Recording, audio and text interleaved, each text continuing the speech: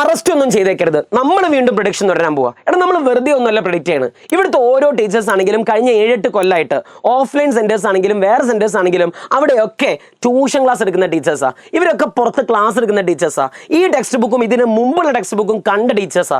അപ്പൊ അതിനെന്താ സാറേ ഇത്രയും കാലത്തെ ക്വസ്റ്റ്യൻ പേപ്പർ, അത് first term, second term, model, പിന്നെ മറ്റേ പബ്ലിക്, ഓരോ ട്യൂഷൻ സെന്റർ ഓരോ ക്വസ്റ്റ്യൻ പേപ്പർ, ഇതൊക്കെ കണ്ട ആൾക്കാരാണ് ഇവിടുത്തെ ടീച്ചേഴ്സ്. സോ ഇത്രയും ക്വസ്റ്റ്യൻ പേപ്പർ കണ്ട ഒരുത്തന് പ്രവചിക്കാൻ പറ്റും ഏതൊക്കെ ഭാഗങ്ങളിലാണ് ഏറ്റവും ഇമ്പോർട്ടന്റ്, ഏതൊക്കെ ക്വസ്റ്റ്യൻസ് ആണ് വീണ്ടും വീണ്ടും വരാറ്, ഏതൊക്കെയാണ് അത്ര വലിയ ഇമ്പോർട്ടന്റ് അല്ലാത്തത് എന്ന് പറയാൻ പറ്റും. അതിന് വലിയ അധോലോക വിവരമൊന്നും വേണമെന്നില്ല. പക്ഷെ നമ്മൾ എന്താ ചെയ്യുന്നത്, അതെല്ലാം നിങ്ങൾക്ക് വേണ്ടി ഒരു വീഡിയോ ആയിട്ടാണ് തരുന്നു മാത്രം. അതിന് നമ്മളൊരു പേരിട്ട് പ്രഡിക്ഷൻ ഞങ്ങൾ വീണ്ടും തുടരും. എന്നാ കേട്ടോ, 10ാം ക്ലാസ്സിൽ നിങ്ങൾക്ക് ഇത്തവണ ക്രിസ്മസ് എക്സാമിനുള്ള most probable predictions, most probable question. ഒന്നാമത്തത് നമുക്ക് റിവേഴ്സ് ഓർഡർ തുടങ്ങാം. 6ാമത്തെ പാഠം ക്വസ്റ്റ്യൻ ചോദിക്കോ? ചോദിക്കൂല. കാരണം എന്താ മാഷേ, ഇതുവരെയല്ലേ, കഴിഞ്ഞ കൊല്ലായിക്കോട്ടെ, അതിന് മുമ്പത്തെ കൊല്ലായിക്കോട്ടെ, ഈ 6ാമത്തെ പാഠം ക്വസ്റ്റ്യൻ ചോദിച്ചിട്ടില്ല. അപ്പൊ കളിക്കും ചോദിച്ചാലോ? മോയെ പേടിക്കരുത്, ഇന്നത്തെ ലൈവിൽ ഞാൻ പറഞ്ഞിട്ടുണ്ട്. മോസ്റ്റ് ഇമ്പോർട്ടൻ്റ്ലി അവിടുന്ന് ചോദ്യം വരൂല. അപ്പൊ കളിക്കും ഓക്കെ സാറേ നെക്സ്റ്റ് 5ാമത്തെ പാഠം. 5ാമത്തെ പാഠം ഫുള്ള് നിങ്ങൾ പഠിക്കേണ്ട. നിങ്ങൾ കഴിഞ്ഞ കൊല്ലത്തെ ക്വസ്റ്റ്യൻ പേപ്പർ നോക്ക്, അതിന് മുമ്പത്തെ കൊല്ലത്തെ ക്വസ്റ്റ്യൻ പേപ്പർ നോക്ക്, അതിന് മുമ്പത്തെ കൊല്ലത്തെ ക്വസ്റ്റ്യൻ പേപ്പർ നോക്ക്. ടോട്ടൽ ഇന്റേണൽ റിഫ്ലക്ഷൻ, അതിനുശേഷമുള്ള ഒരു തേങ്ങയും ചോദിച്ചിട്ടില്ല. അതായത് ലെൻസ്, ആ റേ ഡയഗ്രാം, ആ പവർ, ആ ലെൻസ് ഇക്വേഷൻ ചോദിച്ചിട്ടില്ല മക്കളെ. പിന്നെ നിങ്ങൾ എന്തിനാണ് പേടിക്കുന്നത്? അതിന് മുമ്പുള്ളതാണ് ഏറ്റവും ഇമ്പോർട്ടന്റ്, ടോട്ടൽ ഇന്റേണൽ റിഫ്ലക്ഷൻ. ഇത് പഠിച്ചോ. ടോട്ടൽ ഇന്റേണൽ റിഫ്ലക്ഷൻ എത്ര വട്ടാണ് എക്സാമിന് ചോദിച്ച്, അതുമായി ബന്ധപ്പെട്ട് ചോദിക്കും. ആ ക്രിട്ടിക്കൽ ആംഗിൾ ചോദിക്കും, അതിന്റെ എക്സാമ്പിൾ ചോദിക്കും, അതിന്റെ കണ്ടീഷൻ ചോദിക്കും, ഒക്കെ ചോദിക്കും. ടോട്ടൽ ഇന്റേണൽ റിഫ്ലക്ഷൻ പഠിക്കാണ്ട് എക്സാമിന് പോയി എന്ന് പറഞ്ഞാൽ തല വെക്കണ മാതിരിയാ. എന്തിന്? ട്രെയിനൊക്കെ തല വെക്കണ മാതിരി. ഇങ്ങോട്ട് നോക്കിക്കോ. അടുത്തത് refractive index. Refractive index 2 type ഉണ്ട്. Absolute refractive index and relative refractive index. കേവല അപവർത്തനാങ്കം, ആപേക്ഷിക അപവർത്തനാങ്കം. അപ്പൊ നിങ്ങളേക്കും സാറേ അത് എല്ലാവർക്കും അറിയല്ലോ, ഇതിൽ ഏത് വരാനാണ് ഏറ്റവും കൂടുതൽ ചാൻസ് എന്ന്? മിക്കവാറും ചാൻസ് അബ്സല്യൂട്ട് റിഫ്രാക്റ്റീവ് ഇൻഡെക്സ് ആ. കാരണം എന്താ, റിലേറ്റീവ് ഒക്കെ കിട്ടണമെന്നുണ്ടെങ്കിലും ക്വസ്റ്റ്യൻ പേപ്പർ കുറച്ചും കൂടി ഹൈ ലെവൽ ആയിരിക്കണം. അത്രക്കൊന്നും ഇതുവരെ നമ്മൾ പോയിട്ടില്ല. സാധാരണഗതിയിൽ ഏതെങ്കിലും അബ്സല്യൂട്ട് റിഫ്രാക്റ്റീവ് ഇൻഡെക്സ് ആയിരിക്കും ചോദിക്കുക. ഫോർ എക്സാമ്പിൾ ഗ്ലാസിന്റെയോ അല്ലെങ്കിൽ ഏതെങ്കിലും ഒരു തന്റെ റിലേറ്റീവ് അബ്സല്യൂട്ട് റിഫ്രാക്റ്റീവ് ഇൻഡെക്സ് ചോദിക്കും. എന്നാലും മറ്റും കൂടി പഠിക്കണം. ഞാൻ ഈ പറയുന്ന പോയിന്റുകളൊക്കെ നിർബന്ധമായിട്ട് നിങ്ങൾ നോക്കിയിരിക്കണം. ഇവിടെ ഞാൻ അതും ഇതും, ഇത് വരാൻ ചാൻസ് കൂടുതൽ, അതിനേക്കാൾ ഇത് വരാൻ ചാൻസ് കൂടുതൽ എന്ന് ഞാൻ പറഞ്ഞാലും ഈ ബോർഡ് മേലെ ഞാൻ എഴുതിയ പോയിന്റ് ഒക്കെ റിപ്പീറ്റഡ് ക്വസ്റ്റ്യൻസാ. നോക്കാണ്ട് എക്സാമിന് പോവേ ചെയ്യരുത്. സെറ്റ് അല്ലേ?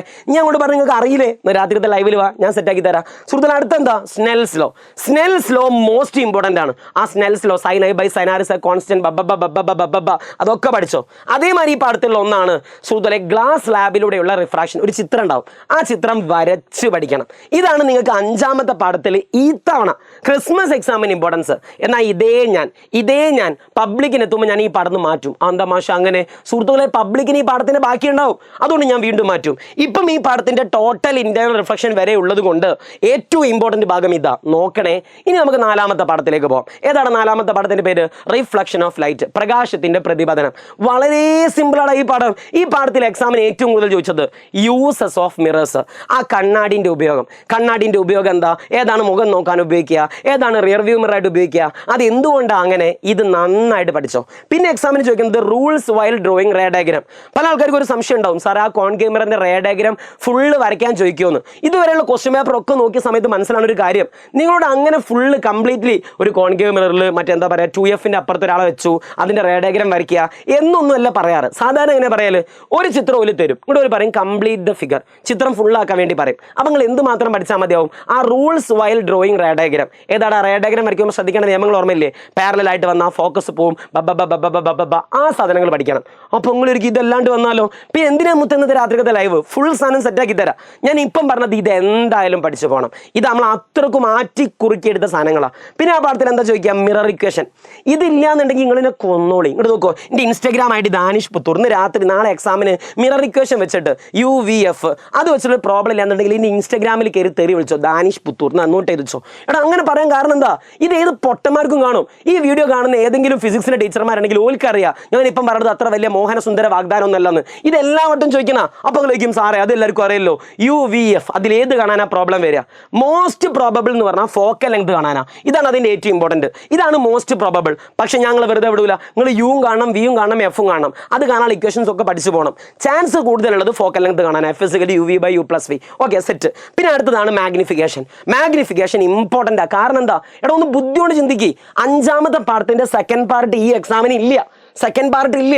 സെക്കൻഡ് പാർട്ട് ഇല്ല എന്നുണ്ടെങ്കിൽ അതിന് അർത്ഥം എന്താ? ഈ 4ാമത്തെ പാഠത്തിൽ അതിൻ്റെ പക മൊത്തം ഒരു തീർക്കും. അപ്പം 5ാമത്തെ പാഠത്തിലെ മാഗ്നിഫിക്കേഷൻ, 5ാമത്തെ പാഠത്തിലെ ലെൻസ് ഇക്വേഷൻ, അത് അവിടെ ഇങ്ങനെ എന്നെ ചോദിക്കണില്ലല്ലോ എന്ന് പറഞ്ഞ് നിൽക്കുകയാണെന്നുണ്ടെങ്കിൽ മക്കളെ ക്വസ്റ്റ്യൻ പേപ്പർ ഇടുന്ന ആൾ കലിപ്പ് തീർക്കുന്നത് എന്തായിരിക്കും? 4ാമത്തെ പാഠത്തിലെ മാഗ്നിഫിക്കേഷൻ, 4ാമത്തെ പാഠത്തിലെ മിറർ ഇക്വേഷൻ നന്നായിട്ട് വായിച്ചോ, നന്നായിട്ട് നോക്കിക്കോ. ഡൗട്ട് ഉണ്ടെന്നുണ്ടെങ്കിൽ ഞാൻ തന്നെ മുമ്പിൽ ആ പാഠത്തിൻ്റെ PYQ കൊടുത്തിട്ടുണ്ട്, അത് മാത്രം കണ്ടാൽ മതി, സെറ്റായിരിക്കും. സുധുല ക്വസ്റ്റ്യൻ പേപ്പർ ചോർന്നു തന്നോ? അങ്ങനെയാണെങ്കിൽ ഞാൻ 2-3 ആഴ്ച മുമ്പ് നിങ്ങൾക്ക് ചോദ്യം തന്നോ? പോയിട്ട് ആ ലൈവ് കണ്ടോ? അതിലുള്ളതേ ചോദിക്കുള്ളൂ സുഹൃത്തുക്കളെ, നോ പ്രോബ്ലം. ഇനി അടുത്തത് 3ാമത്തെ പാഠം. പൊന്നു മക്കളെ, ദി മോസ്റ്റ് ഇമ്പോർട്ടൻറ്റ് ചാപ്റ്റർ എന്ന് പറഞ്ഞാൽ ദി മോസ്റ്റ് ഇമ്പോർട്ടൻറ്റ് ചാപ്റ്റർ. ഈ ക്രിസ്മസ് എക്സാമിന് ഏറ്റവും കൂടുതൽ ചോദ്യങ്ങൾ വരാൻ ഞാൻ ചാൻസ് കാണുന്നത് 3ാമത്തെ പാഠം. അതെന്താ മാഷ അങ്ങനെ? നിങ്ങൾക്ക് ക്വസ്റ്റ്യൻ പേപ്പർ നേരത്തെ കിട്ടിയോ? എടാ 3ാമത്തെ പാഠം നിങ്ങളൊക്കെ മറ്റേ ഇതിന് മുമ്പ് നടന്നോ ഏത് എക്സാം? ഓണപരീക്ഷയ്ക്ക് ഈ പാഠത്തിൻ്റെ തുടക്കത്തിൽ എന്തോ ചോദിച്ചതെന്ന് മാത്രമേ എനിക്ക് ഓർമ്മയുള്ളൂ. പിന്നെ ബാക്കിയുള്ളതൊക്കെ ആരെ കാത്തുക? ഇങ്ങളെ കാത്തുക, ക്രിസ്മസ് എക്സാമിന് കാത്തുക. നന്നായിട്ട് പഠിച്ചോ. അപ്പം നിങ്ങളിക്കും സാറേ ഈ പാഠത്തിൽ ഏതാണ് മോസ്റ്റ് ഇമ്പോർട്ടൻറ്റ്? ഇതാണ് ഈ പാഠത്തിലെ പ്രധാനപ്പെട്ട കാര്യങ്ങൾ. 1, ജനറേറ്റർ അല്ലെങ്കിൽ ട്രാൻസ്ഫോമർ. ഇത് ഞാൻ കുറേ ആലോചിച്ച്. ജനറേറ്ററും ട്രാൻസ്ഫോമറും മിക്കവാറും എക്സാമിനൊക്കെ ഒന്നെങ്കിൽ ജനറേറ്റർ ചോദിക്കും അല്ലെങ്കിൽ ട്രാൻസ്ഫോമർ ചോദിക്കും. ജനറേറ്റർ ചോദിക്കും, ട്രാൻസ്ഫോമർ ചോദിക്കും. ചില എക്സാമിൽ രണ്ടും കൂടി ചോദിച്ചിട്ടുണ്ട്. അതുകൊണ്ട് ശരിക്കും പറയുകയാണെങ്കിൽ ഞാൻ ഇവിടെ ഒരു പ്രവചിക്കാൻ പറ്റുമെന്ന് ചോദിച്ചാൽ അത്രക്കും വലിയ പ്രവചനം നടത്തണമെന്നുണ്ടെങ്കിൽ എനിക്ക് ക്വസ്റ്റ്യൻ പേപ്പർ ലീക്ക് ആയി കിട്ടേണ്ടി വരും. മിക്കവാറും ഞാൻ പറയില്ലേ ജനറേറ്ററോ അല്ലെങ്കിൽ ട്രാൻസ്ഫോമറോ, ഇത് രണ്ടും നോക്കാണ്ട് എക്സാമിന് പോകരുത്. എന്നാലും നമ്മൾ പറയാം കഴിഞ്ഞ കൊല്ലത്തെയും അതിന് തൊട്ട് മുമ്പത്തോ നോക്കുന്ന സമയത്ത് ജനറേറ്റർ റിപ്പീറ്റ് ആയതുകൊണ്ട് തന്നെ ട്രാൻസ്ഫോമറിനായിരിക്കും കുറച്ചും കൂടി ഇമ്പോർട്ടൻസ് കൂടുതൽ, ട്രാൻസ്ഫോമറിനായിരിക്കും ചാൻസ് കൂടുതലുണ്ടാകുക. അയ്യോ സൗണ്ടൊക്കെ പോയി തോന്നുന്നുണ്ട്, പാവം ഞാൻ. എന്നിട്ട് നോക്കടാ, ഈ ട്രാൻസ്ഫോമറിനാണ് ചാൻസ് ഏറ്റവും കൂടുതൽ ഉണ്ടാകുക. ഇനി അഥവാ ജനറേറ്റർ ആണെങ്കിൽ അത് ഏത് ജനറേറ്റർ ആയിരിക്കും എന്ന് നിങ്ങൾക്ക്? DC ജനറേറ്റർ ആയിരിക്കും. കാരണം എന്താ, കഴിഞ്ഞാൽ ഞാൻ കൂടെ AC ജനറേറ്ററാണ് പറഞ്ഞത്. അപ്പോൾ നിങ്ങൾ മനസ്സിലാക്കണം, മോസ്റ്റ് പ്രോബബ്ലി ഇവിടെ ചോദിക്കുന്നത് DC ജനറേറ്റർ ആയിരിക്കും. എന്നാലും എൻ്റെ മനസ്സ് പറയുന്നു ഏറ്റവും കൂടുതൽ ട്രാൻസ്ഫോമറിനാണ് ചാൻസ് കൂടുതൽ. ഇനി രണ്ടും ആണെങ്കിൽ ട്രാൻസ്ഫോമറും അതിൻ്റെ കൂടുതൽ ഏതും DC ജനറേറ്ററും. ഒരിക്കൽ കൂടി ഞാൻ പറയാടാ, ഏറ്റവും നല്ല കുട്ടികൾ എന്താ ചെയ്യേണ്ടി? ഞാനിപ്പം പറഞ്ഞൊരു പ്രോബബിലിറ്റിക്കൊന്നും കാത്തിക്കരുത്, ഇത് മൊത്തം പഠിക്കണം. കാരണം എന്താ, ഇതാണ് ആ പാഠത്തിലെ ഏറ്റവും ചുരുക്കിയുള്ള പോയിന്റ്സ്. അത് വിട്ട് എക്സാമിന് പോയരുത്. ഞാൻ അടുത്ത് നോക്ക്, മ്യൂച്വൽ ഇൻഡക്ഷനും സെൽഫ് ഇൻഡക്ഷനും രണ്ടും ഇമ്പോർട്ടൻറ്റാണ്. ഞാൻ അതും ഇങ്ങനെ ആലോചിച്ച് കൺഫ്യൂഷനായി. ഇതിപ്പോൾ ഞാൻ ഏതാ പ്രവചിക്കുക? മ്യൂച്വൽ പറയണോ സെൽഫ് പറയണോ? എക്സാമിന് മ്യൂച്വലും ചോദിച്ചിട്ടുണ്ട്, സെൽഫും ചോദിച്ചിട്ടുണ്ട്. ഞങ്ങളൊക്കെ ട്യൂഷൻ സെന്ററിൽ മിക്കവാറും രണ്ടും മാറി മാറി ചോദിക്കും. എന്നാലും നിങ്ങൾ പറ, ഏതിനായിരിക്കും ഏറ്റവും കൂടുതൽ ചാൻസ്? മ്യൂച്വൽ ഇൻഡക്ഷനും സെൽഫ് ഇൻഡക്ഷനും കമ്പയർ ചെയ്യുന്ന സമയത്ത് മിക്കവാറും മ്യൂച്വൽ ഇൻഡക്ഷൻ ആണ് കുറച്ചും കൂടി താല്പര്യം. കാരണം എന്താ, ഈ മ്യൂച്വൽ ഇൻഡക്ഷൻ ഇടുകയാണെന്നുണ്ടെങ്കിൽ നമുക്ക് A ക്വസ്റ്റ്യനും B ക്വസ്റ്റ്യനും C ക്വസ്റ്റ്യനും കുറേ താത്ത. അപ്പോഴേക്കും ഇതിന് അത്ര ചായ്ക്കാൻ ചോദിച്ചാൽ വല്ലാണ്ട് അങ്ങോട്ട് ചാൻസ് ഇല്ല, പക്ഷെ എന്നാലും ചാൻസ് ഉണ്ടാക്കാം. അപ്പം എനിക്കിതിന് ശരിക്കും ഞാൻ ഇതിലും കൺഫ്യൂസ്ഡ് ആണ്. എന്നാലും ഞാൻ പറയല്ലോ, ഇത് രണ്ടും നിങ്ങൾ പഠിക്കണം, ഇത് രണ്ടും പഠിക്കണം. എന്തിനാണ് നമ്മളവിടെ റിസ്ക് എടുക്കണേ? ഞാൻ വലിയ പ്രവചന സിംഗമാണെന്നൊന്നും എനിക്ക് വരുത്തി തീർക്കേണ്ട ആവശ്യമില്ല. ഇത് രണ്ടും നിങ്ങൾ പഠിക്കണം. എന്നാലും എനിക്ക് തോന്നുന്നത് മ്യൂച്വൽ ഇൻഡക്ഷൻ എന്നും ഞാൻ പറയുന്നില്ല. എനിക്ക് എനിക്ക് രണ്ടും നിങ്ങൾ പഠിക്കണം. മ്യൂച്വൽ ഇൻഡക്ഷനും പഠിക്കണം, സെൽഫ് ഇൻഡക്ഷനും പഠിക്കണം. ഓക്കെ അല്ലേ? എന്നിട്ട് നമുക്ക് നോക്കണം അടുത്തത് ഈ പാഠത്തിൽ എന്താ ഇമ്പോർട്ടൻ്റ് എന്ന്.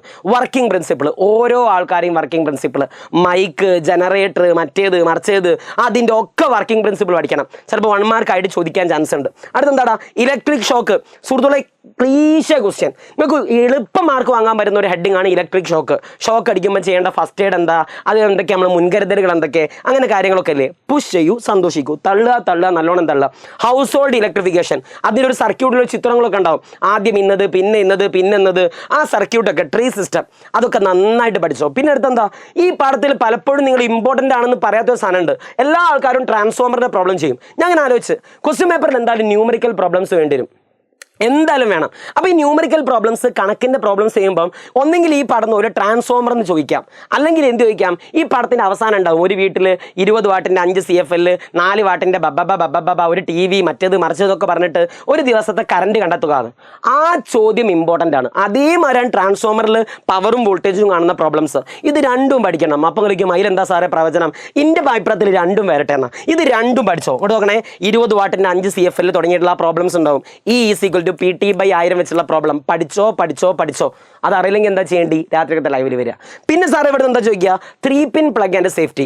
3-pin പ്ലഗിൻ്റെ പ്രത്യേകത, 3-pin പ്ലഗിന് എങ്ങനെയാണ് നമുക്ക് സുരക്ഷ നൽകുന്നത്, എന്തുകൊണ്ടാണ് അതിലൊരു പിന്ന് വലുതായത്, ആ ടൈപ്പ് ചോദ്യങ്ങളൊക്കെ അല്ലേ. 3-pin പ്ലഗും വളരെ വളരെ ഇമ്പോർട്ടൻ്റ് ആണ്. ഇതാണ് 3rd ചാപ്റ്ററിലെ മോസ്റ്റ് ഇമ്പോർട്ടൻ്റ് സാധനം. ഞാൻ ഒരിക്കൽ കൂടി പറയുന്നു, ഞാൻ ഏതെങ്കിലും ഒന്നിന് ഇമ്പോർട്ടൻസ് കൊടുക്കാന്ന് വെച്ചാൽ എനിക്ക് സങ്കടമുണ്ട്. ഇതെല്ലാം പഠിക്കണം, അത്രക്കും പഠിക്കണം. ഇമ്പോർട്ടൻ്റ് എന്ന് പറഞ്ഞാൽ ഇമ്പോർട്ടൻ്റ്. ഇത് പഠിക്കാണ്ട് നാളെ നിങ്ങൾ എക്സാമിന് പോയരുത്. ഓക്കെ അല്ലേ? പഠിച്ചാൽ നിങ്ങൾ ഹാപ്പി ഹാപ്പി ആയിരിക്കും. നാളെ നിങ്ങൾ എൻ്റെ ഇൻസ്റ്റാഗ്രാമിൽ കയറിയിട്ടെങ്കിലും ഒരു താങ്ക്സ് പറയാം. സോ ഇതിൽ അടുത്തത് രണ്ടാം പാഠം. രണ്ടാമത്തെ പാഠം നമ്മളെ magnetic effect of electric current.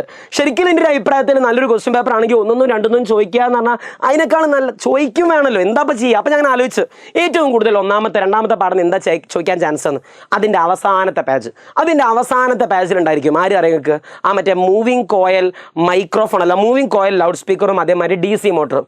അത് മാത്രം പഠിക്കുക, അതാണ് ഏറ്റവും ഇമ്പോർട്ടൻറ്റ്. അത് മാത്രം പഠിക്കാന്നല്ല, അതാണ് ആദ്യം പഠിക്കേണ്ടത്. അപ്പോൾ ആ പാഠം വരാൻ ചാൻസ് ഉള്ളത് ഒന്ന് മോട്ടറാണ്, പിന്നെ ഒന്ന് ലൗഡ് സ്പീക്കറാണ്. പിന്നെ നമ്മൾ ഒന്നാമത്തെ പാഠം ഒന്നാമത്തെ പാഠം എഫക്ട്സ് ഓഫ് ഇലക്ട്രിക് കറണ്ട്, വൈദ്യുത പ്രവാഹത്തിൻ്റെ ഫലങ്ങൾ. ആ പാഠത്തിൽ ഏറ്റവും കൂടുതൽ ചാൻസ് പൊന്നാര മക്കളെ ജൂൾസിലോ. പിന്നെ എന്തിനാ ആ പാഠത്തിൻ്റെ മെയിൻ സാധനം H=I²RT, H=VT, H=PT, H=V²T/R. ഇത് വെച്ചുള്ള പ്രോബ്ലം ഇല്ലാന്നുണ്ടെങ്കിൽ ക്വസ്റ്റ്യൻ പേപ്പർ ഇട്ടാൽ എങ്ങനെ അടിക്കണം എന്ന് എനിക്ക് തോന്നുന്നു. അത് വെച്ചുള്ള പ്രോബ്ലം എന്തായാലും ഉണ്ടാവും. പ്രോബ്ലം ചെയ്ത് നോക്കിക്കോ, ഇപ്പോഴേ ചെയ്ത് നോക്കിക്കോ, നോ പ്രോബ്ലം. പിന്നെ അവിടെ എന്താ ഹീറ്റ് കാണാൻ പറഞ്ഞാൽ പവർ കാണാനുള്ള പ്രോബ്ലംസ് അതും പഠിക്കുക. സീരീസും പാരലലും അത് ഞാൻ എങ്ങനെ മുക്കുക. സീരീസും പാരലലും ക്ലീശയാണ്. നമ്മൾ തന്നെ ഇതിന് ഒരു വീഡിയോ ഇട്ടിട്ടുണ്ട്, ആ വീഡിയോ പോയി കണ്ടോ. ഇൻകാൻഡസെൻ്റ് ബൾബ് ഞാൻ അങ്ങനെ ആലോചിച്ച് കഴിഞ്ഞേരം എനിക്ക് തോന്നുന്നത് ഞാൻ ഡിസ്ചാർജ് ലാമ്പാണോ പറഞ്ഞാൽ എനിക്കൊരു സംശയമുണ്ട്. ഇങ്ങോട്ട് നോക്കടാ, ഇപ്രാവശ്യൻ്റെ അഭിപ്രായത്തിൽ ബൾബിൻ്റെ കേസിൽ ചോദിക്കുകയാണെങ്കിൽ ഏത് ചോദിക്കുള്ളൂ, ഇൻകാൻഡസെൻ്റ് ലാമ്പാണ് ചോദിക്കുക. ഓക്കെ അല്ലേ? മിക്കവാറും ചാൻസ് അതായിരിക്കും. ഇത് വന്നില്ലെങ്കിലോ മോയെ പേടിക്കരുത്, എന്താ രാത്രി ലൈവിൽ വരിക, സെറ്റാക്കി തരാം. ഇതാണ് മോസ്റ്റ് ഇമ്പോർട്ടൻറ്റ് ക്വസ്റ്റ്യൻസ്. ഞാൻ വീണ്ടും പറയുന്നു മക്കളെ, ഇതൊക്കെ ഞാൻ നിങ്ങൾക്ക് ഇതും ഇതിൻ്റെ അപ്പുറം ഒക്കെ സെലക്റ്റഡ് ആയിട്ടുള്ള ഏറ്റവും പ്രധാനപ്പെട്ട പോയിന്റ്സ് മാത്രം വെച്ചിട്ട് ഇതുവരെയുള്ള ഒരു 5-6 കൊല്ലത്തെ ക്വസ്റ്റ്യൻ പേപ്പർ ഞങ്ങൾ കീറി മുറിച്ചിട്ട് നിങ്ങൾക്ക് വരാൻ ചാൻസ് ഉള്ള ക്വസ്റ്റ്യൻസ് ഒക്കെ ഞങ്ങൾ പറഞ്ഞുതരാം. തിയറി അടക്കം പറഞ്ഞുതരാം. ക്വസ്റ്റ്യൻ അങ്ങോട്ടോ ഇങ്ങോട്ടോ മാറി ചോദിച്ചാൽ എന്താ ചെയ്യേണ്ടി ഒക്കെ ഞങ്ങൾ പറഞ്ഞുതരാം. നിങ്ങൾ ആകെ ചെയ്യേണ്ട എന്താടാ, ഇന്ന് രാത്രി 7 മണിക്കും നാളെ രാവിലെയുള്ള എജുപോർട്ടിൻ്റെ ലൈവുകൾ നിർബന്ധമായിട്ടും കാണാം. അത് കാണാണ്ട് നിങ്ങൾ എക്സാമിന് പോകരുത്. സെറ്റല്ലേ? കഴിഞ്ഞ ഓണ പരീക്ഷയ്ക്ക് ഞങ്ങൾ ലൈവ് പോയ മക്കളോട് ചോദിച്ചു നോക്ക്, നമ്മൾ സെറ്റാക്കി തരൂടാ, ഒരു പേടിയും പിടിക്കരുത്. സോ ഗൈസ്, ഞാൻ വീണ്ടും പറയുന്നു, സെറ്റാക്കുക. ഇനി ഇതിൻ്റെ നോട്ട്സ് ഇപ്പം തന്നെ നിങ്ങൾക്ക് വേണമെന്നുണ്ടെങ്കിൽ ഈ നമ്പറിലേക്ക് നിങ്ങൾ വാട്സപ്പിൽ മെസ്സേജ് അയക്കുക. ഇതിന് ആൻസർ ഇപ്പം തന്നെ വേണമെന്നുണ്ടെങ്കിൽ നമ്മൾ എജുപോർട്ടിൻ്റെ ആപ്പിൽ ഇപ്പോൾ തന്നെ പ്രഡിക്ഷൻ്റെ ആൻസേഴ്സ് ഒക്കെ അവൈലബിൾ ആണ്. പെട്ടെന്ന് തന്നെ എജുപോർട്ടിൻ്റെ ആപ്പ് ഡൗൺലോഡ് ചെയ്യുക. അതിൽ ഈ ഭാഗത്തുണ്ടായിരിക്കും പ്രഡിക്ഷൻ ആൻസേഴ്സ്. സോ ഗൈസ്, ഇന്ന് രാത്രി 7 മണിക്ക് നമുക്ക് കാണാം. പൊളിച്ചടക്കാം. ബൈ.